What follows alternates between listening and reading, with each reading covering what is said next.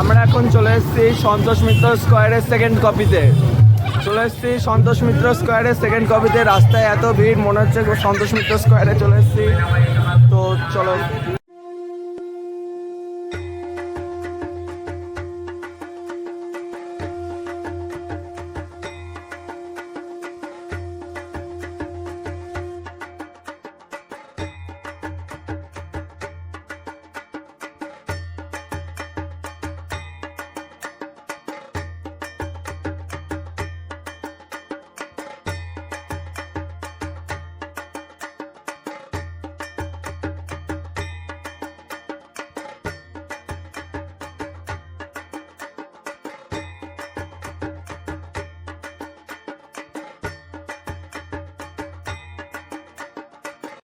হেই WhatsApp guys, কেমন আছো তোমরা? হাইকার চ্যানেলে তোমাদের সকলকে স্বাগত জানাচ্ছি। চলে এসেছি আরও একটা নতুন ভিডিওতে।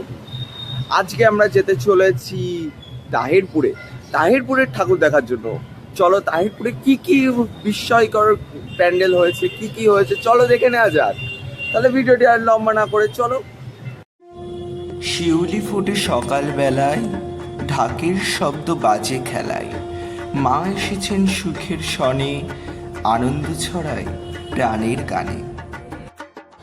এবারে আমরা দর্শন করতে চলেছি তাহিরপুরের প্রথম প্যান্ডেল চারনাথ ধাম।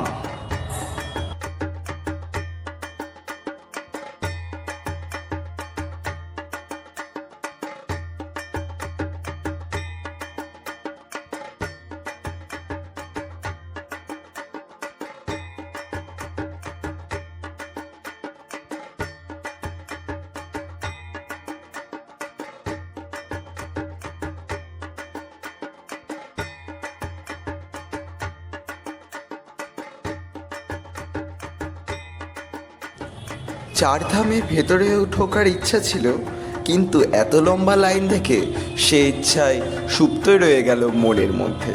চলো আর দেরি না করে আমরা চলে যাই পরের গন্তব্যস্থল তাহিরপুরের পরের চমকের দিকে। চলো তাহলে দেখা যাক পরের চমক কী রেখেছে তাহিরপুর আমাদের জন্য।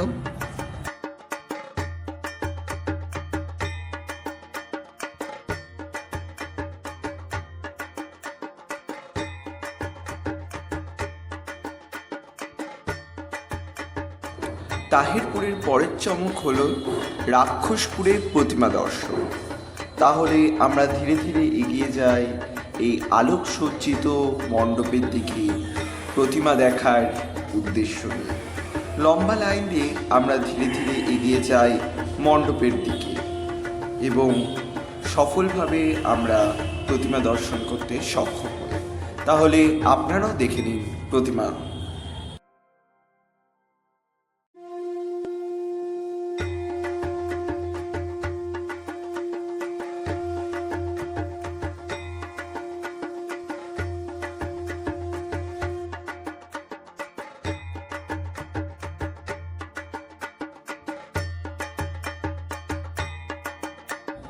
এত আলোকসজ্জার মধ্য দিয়ে আমরা চলে যাই তাহিরপুরের তৃতীয় গন্তব্যস্থলের দিকে। কিন্তু যাওয়ার সময় আমার মনে একটা প্রশ্ন আসলো, এত আলোকসজ্জার মধ্যেও কি সকলের জীবনে আলো পৌঁছে দিতে পারছি আমরা, নাকি কারোর জীবন এখনও অন্ধকারময়? এইসব কথা ভাবতে ভাবতেই আমরা চলে আসি তাহিরপুরের তৃতীয় পুজো মণ্ডপের দিকে।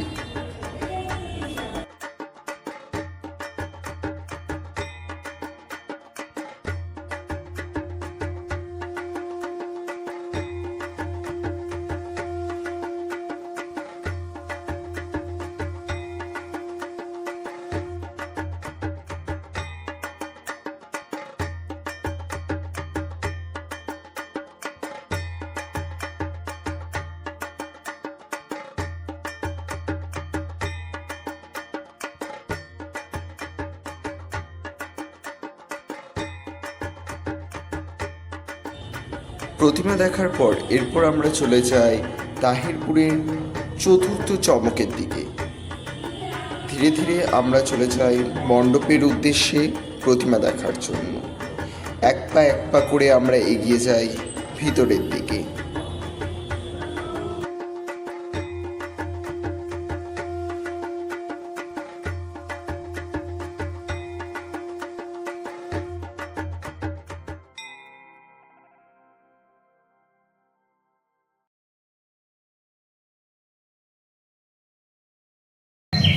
ফাঁকা রাস্তা পেলাম, এবার ফাঁকা রাস্তা একটা মণ্ডপে নেমেছিলাম।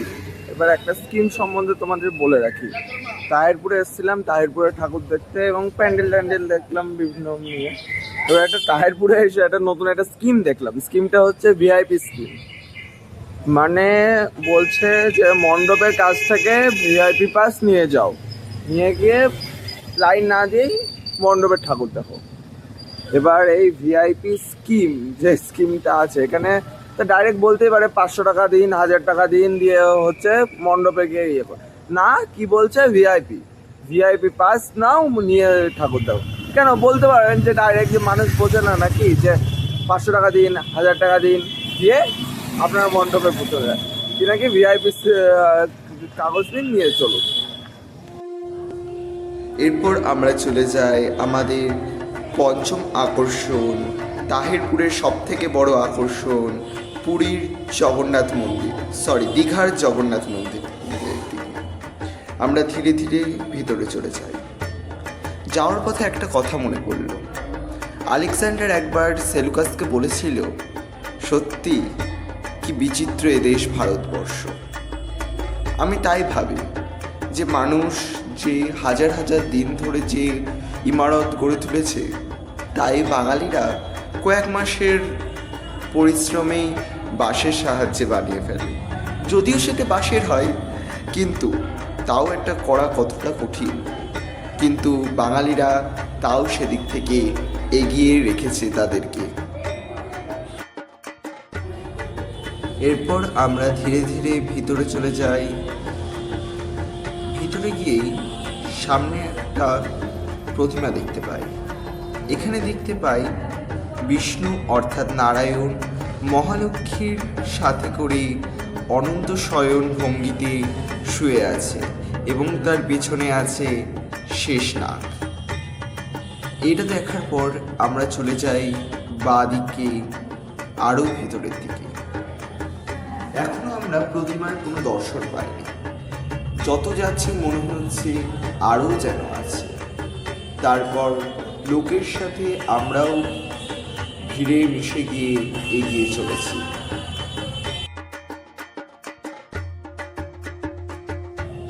ভিতরে এসে দেখি বলরাম, জগন্নাথ এবং সুভদ্রার একটা মূর্তি।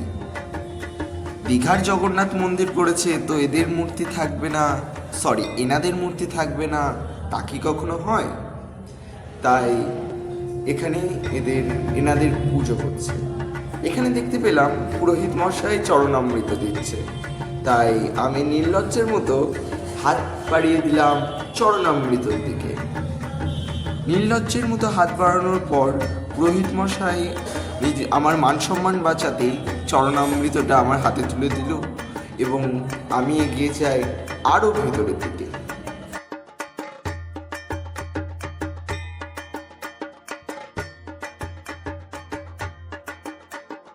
ভেতরে এসে এক অন্য চিত্র।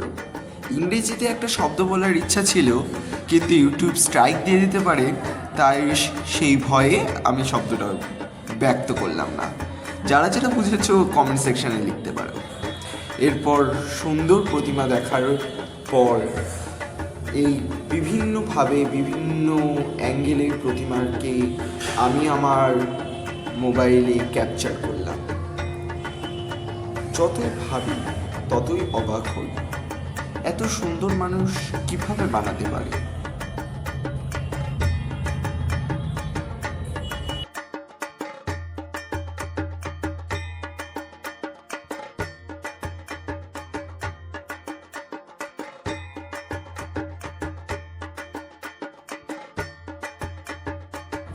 এরপর তাহিরপুরে থেকে ফেরার পথে আর একটা পুজো মণ্ডপ দেখতে পাই। এই পুজো মণ্ডপটি 2024 কল্যাণীর মণিমালা পার্কের থিমের আদলে করা হয়েছে, এটা পরিষ্কারই বোঝা যাচ্ছে। যদি মণিমালা পার্কের এই থিমটা তোমরা দেখতে চাও, তাহলে আমার ইনস্টাগ্রাম আইডি নিচে দেওয়া থাকলেও ডেসক্রিপশন বক্সে তোমরা গিয়ে ওখানে চেক করতে পারো। এরপর এই পূজা মণ্ডপটা দেখে আমি এগিয়ে গেলাম প্রতিমা দর্শনের উদ্দেশ্যে।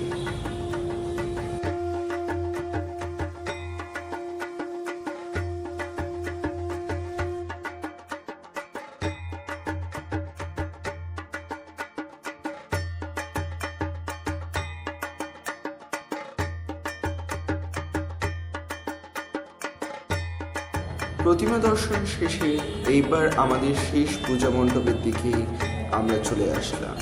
এবারের ভিডিও এ পর্যন্তই। পরের ভিডিও আসছে কল্যাণী। দেখা হচ্ছে পরের ভিডিওতে, ততদিনের জন্য গুড বাই।